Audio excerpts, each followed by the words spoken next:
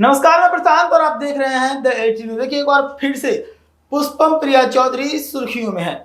पुष्पम प्रिया चौधरी, आपको याद होगा, पिछले विधानसभा चुनाव के दरमियान एक महिला नेत्री अचानक से नजर आने लगी थी और सीधा नीतीश कुमार को चैलेंज करते हुए मुख्यमंत्री पद के दावेदार के तौर पे अपना प्रचार कर रही थी और उस वक्त काफी चर्चा में रही क्योंकि वो सीधा मुख्यमंत्री नीतीश कुमार के ऊपर हमलावर थी और वो नीतीश कुमार को हराने की लगातार बात कर रही थी। हालांकि चुनाव में कोई सफलता नहीं मिली। उसके बाद से पुष्पम प्रिया चौधरी लापता सी हो गई थी।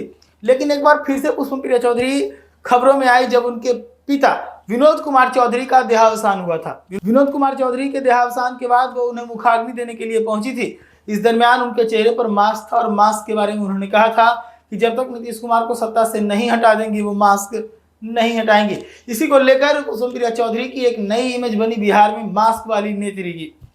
तो मास्क वाली नेत्री एक बार फिर से सुर्खियों में है क्योंकि उनके प्रदेश कार्यालय में तोड़फोड़ हुई है। प्रदेश कार्यालय को आग के हवाले कर देने का धमकी मिला है। जो कार्यकर्ता है उन्हें जान से मारने की धमकी मिली है और ये सब कुछ हुआ है उनके प्रदेश कार्यालय कृष्णापुरी पटना में, जिसको लेकर मामला भी दर्ज कराया गया है। और मामला दर्ज कराते हुए संयुक्त सचिव आदर्श कुमार ने कहा है कि कार्यालय के कैंपस में हमला हुआ है। कुछ संख्या में लोग कैंपस में आए थे, तोड़फोड़ किया है, कैंपस के कई सामानों को नुकसान पहुंचाया है। तो वहीं कैंपस के बाहर खड़ी एक फॉर्च्यूनर गाड़ी को भी उन्होंने नुकसान पहुंचा दिया। रड से फॉर्च्यूनर गाड़ी के ऊपर हमला किया है, जिसके बाद फॉर्च्यूनर गाड़ी पूरी तरीके से क्षतिग्रस्त हो गई है।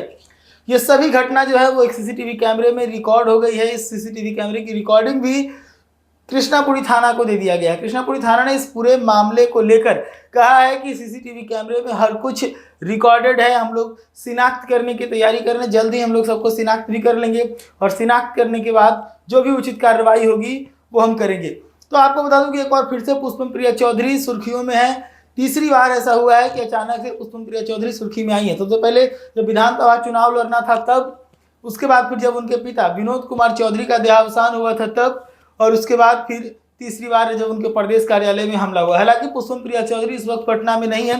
चुनाव खत्म होने के बाद वो विदेश चली गई थी। उसके बाद फिर अपने पिता के संस्कार में आई थी, अंतिम संस्कार में, और उसके बाद फिर विदेश चली गई हैं। हालांकि अब विधानसभा के चुनाव हैं तो संभव है कि पुष्पम प्रिया चौधरी एक बार फिर से बिहार में नजर आए क्योंकि वो विधानसभा का चुनाव लड़ने में इंटरेस्टेड है। और इसी को लेकर उन्होंने वो बातें कही थी जिसमें वो मास्क लगाई हुई थी और नीतीश कुमार के बारे में कहा था कि जब तक नीतीश कुमार को सत्ता से बाहर नहीं कर देंगे तब तक मास्क नहीं हटाएंगे। तो ऐसी तमाम खबरों के लिए जुड़े रहिएगा द 18 न्यूज़ के साथ। धन्यवाद।